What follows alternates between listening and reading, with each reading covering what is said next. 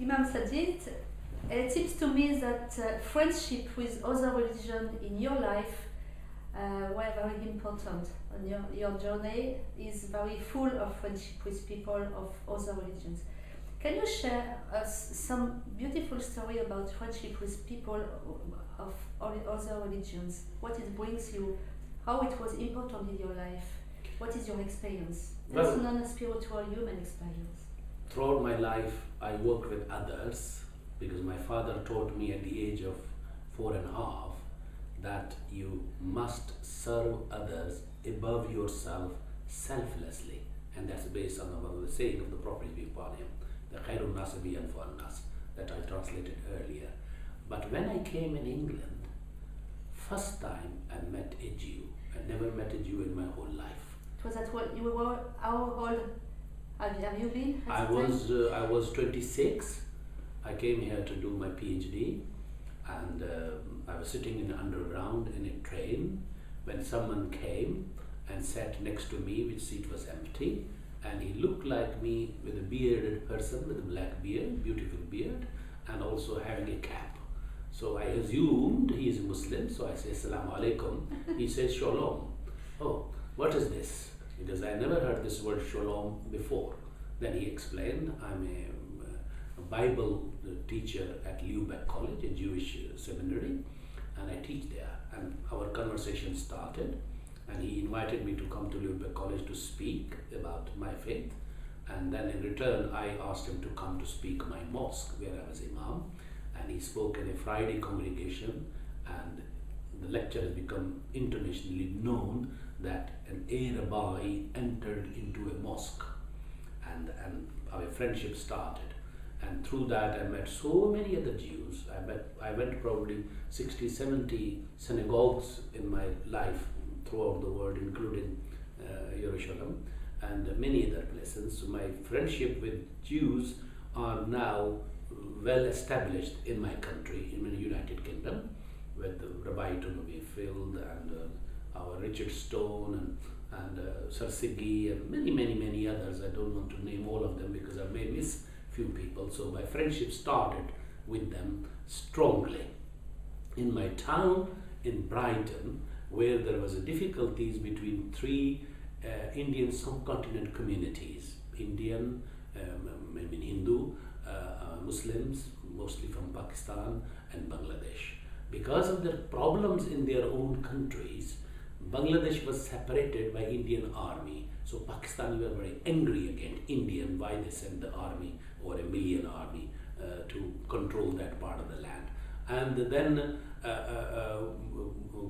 Hindus were angry with the Muslims because they think that partition was created because of their separatist idea.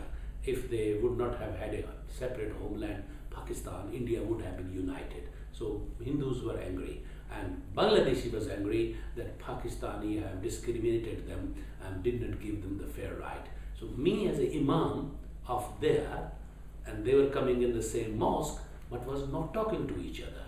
It took me 8 years to talk to every individual leaders of their community. I couldn't speak to every one of them because community was about 4,000 or 5,000. So I at least met a couple of hundred, and then I managed to get them across a table as a round table conference.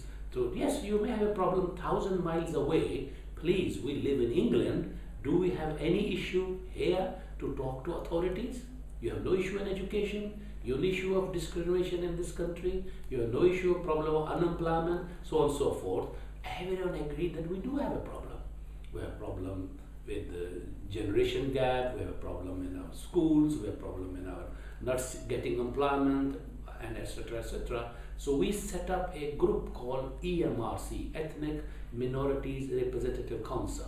It was based on culture, not based on religion, but idea was that we including Turkish community, we including some local wide indigenous community, and so we become 38 language and cultural groups, and now it is 58, and they are working very hard together to resolve the problem and become resource to our authorities so that minorities' voice are heard in the majority community. And that if you come back to friendship across religions, Yeah. do you think that in your experience, friendship could be a way for healing, a way for resolve conflicts, to put to a way of peace, at least in your experience? Friendship is the only way of healing the wounds of the past. If you want to overcome your previous hatred or prejudice or anger, only way is to talk to. I always say there's no alternative to talking. When we start talking and meeting with someone on a cup of tea, and it end up with building relationship with that person forever or little later, that creates joint projects.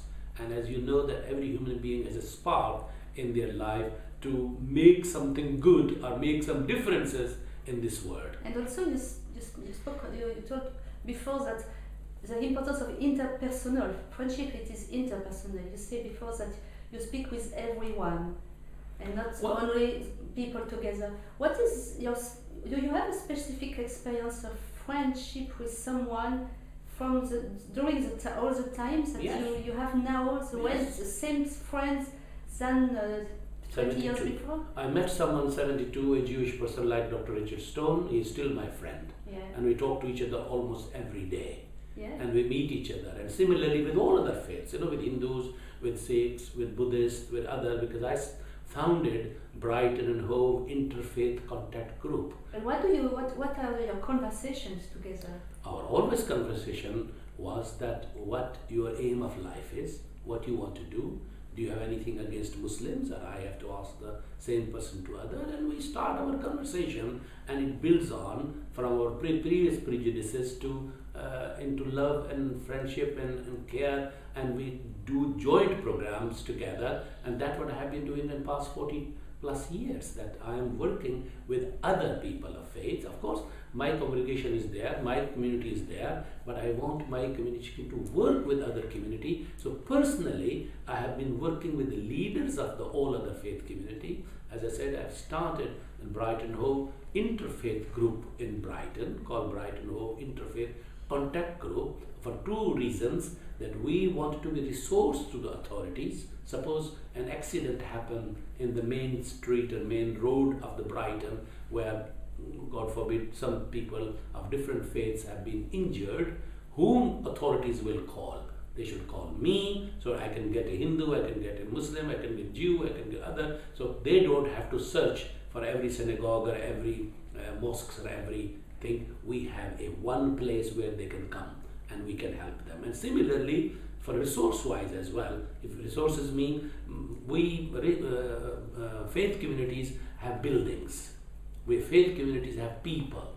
People mean we create volunteerism for looking after elderly, needy, and hospitals and so on and so forth. So authorities come to us and we provide them, and they come to us for use of our buildings for some time in evening meetings or courses. So we become a resource. So in this way, our buildings are used and our people are used. And people meet people, and that create friendship, and that create love. And that's based on practical experience of 42 years. And we have been working in this field. And this way, I have visited almost everywhere in the world, including 19 times in Israel.